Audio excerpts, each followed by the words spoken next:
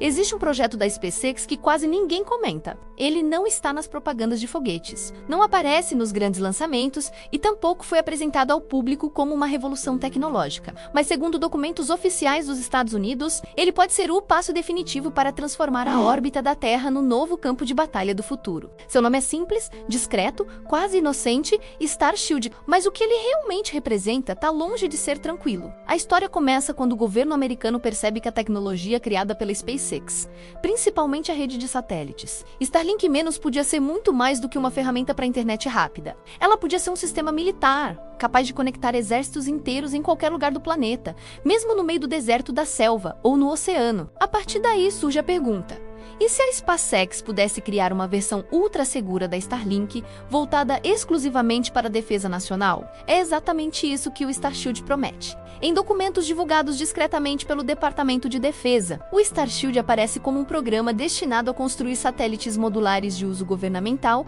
capazes de transportar sensores, sistemas de vigilância e principalmente plataformas de comunicação criptografada. Em outras palavras, um sistema orbital que permitiria ao governo americano monitorar qualquer região do planeta com uma precisão nunca antes vista. Não só isso, o Starship seria capaz de operar independentemente de infraestruturas terrestres, tornando-se praticamente invulnerável a ataques. Mas o que faz esse projeto saltar de simplesmente avançado para algo quase assustador é a forma como ele se integra aos planos já conhecidos da SpaceX. Pense no seguinte: hoje, a empresa possui a maior constelação de satélites do mundo, literalmente milhares, e todos em órbitas baixas, permitindo cobertura global. Agora imagine usar essa rede, ou uma variação dela, para fins militares. Você teria algo que nenhum país jamais teve antes: um escudo orbital. Uma rede que poderia detectar movimentações militares, rastrear mísseis, interferir em comunicações inimigas ou, segundo alguns especialistas,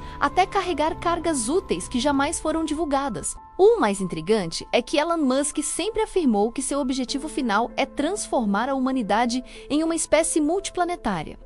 Mas entre os passos para Marte, estaria a criação de um sistema de defesa espacial para os Estados Unidos da América? E se o verdadeiro papel da Starlink e do Starship for criar uma infraestrutura militar, primeiro na Terra, depois na Lua e um dia em Marte? Parece exagero. Até lembrarmos que a Força Espacial dos Estados Unidos já existe e que oficialmente o Starship foi criado justamente para atender necessidades críticas dessa nova força. O silêncio da mídia tradicional sobre o projeto só deixa tudo mais estranho.